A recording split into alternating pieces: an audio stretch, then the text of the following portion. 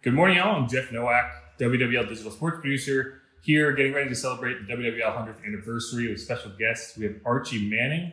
And Archie, how are you doing today? I'm doing good. Good. Hard to believe that WWL Radio is 100 years old. God, that's really something. Well, I think my earliest memories growing up in Drew, Mississippi, and I was kind of a sports nut. I used to listen to games on the radio there in Mississippi with my dad.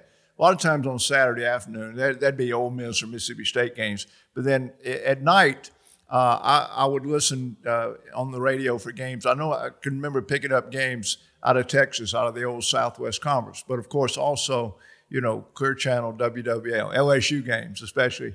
It was just so well known, throughout the country. And you could pick it up late at night no matter where you are. And then, of course, when I got drafted by the Saints, WWL Radio was a big part of the whole media thing here. I can remember going down on Rampart Street and going into that little studio with Hap Glaude and being on with Hap several times. And then, of course, numerous times with Buddy D in the same little studio there, being interviewed by those guys out at the practice field.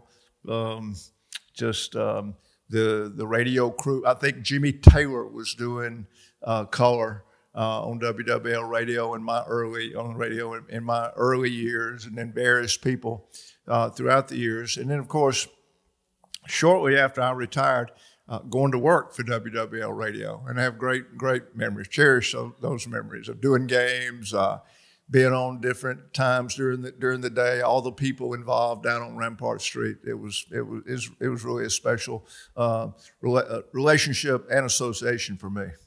What was that kind of transition like? How was that for you going from being a player to one time when I was playing for the Saints in 1976, I missed the whole year. I had to have a right arm operation, and I had bicep tendonitis, so I missed the whole year. And right in the middle of that year, maybe I'm telling this story now. It may not have been WWL. Maybe another station was doing the Saints games. But I did the Saints games that year. Dick Butkus was the color guy with Wayne Mack. And I don't think that was on WWL, but it doesn't matter. I finished the year doing that. And so when I quit football, I kind of said, I don't think I'm going to do any media stuff for a while. I thought it'd be kind of a hard transition, getting away from the game, and maybe I just don't want to be around it. It wasn't the case. I was done. I just got a good mindset. I said, it's over, and I don't mind being around it or whatever. And I got to ask, it was kind of a change going on at WWL Radio, and the new deal was going to be Jim Henderson was going to take over as play-by-play, and they asked me to do the color.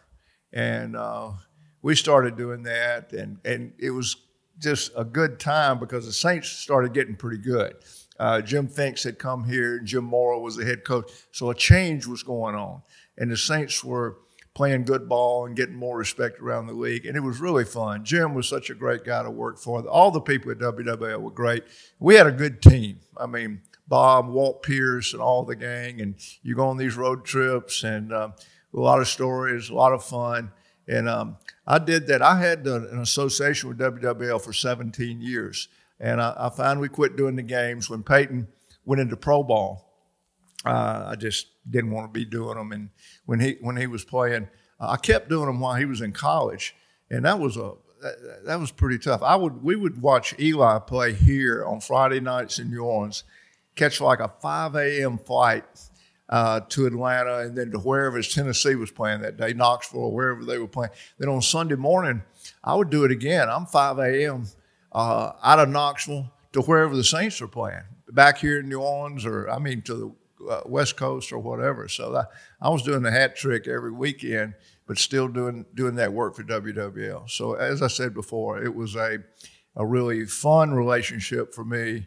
I had so much. I was proud to be part of that team. WWL had such a great reputation certainly in this area, but around the country, and to be part of it. I'm glad I had that opportunity.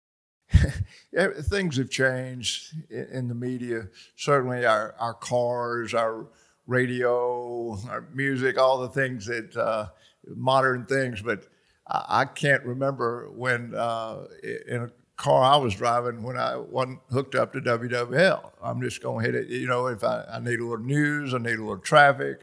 What we had tornadoes the other night. I mean, you're going to get coverage from WWL.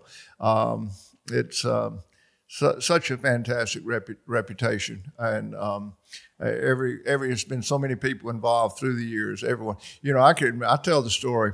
When I first went to work for them, I went to my first meeting down on Rampart Street with Mr. Early. So I parked out front, and I got a bunch of quarters because I figure I'm going to be in there a while. We're going to negotiate a contract. He wants me to work and do these things for WWL. It was actually radio and TV. So I put a bunch of quarters in there, went in, worked out a deal with Mr. Early. And I guess through the years, 17 years, I probably did that about 5 or 6 more times. So the next 4 or 5 times that I went in to negotiate my contract, 1 quarter, 2 quarters was about enough.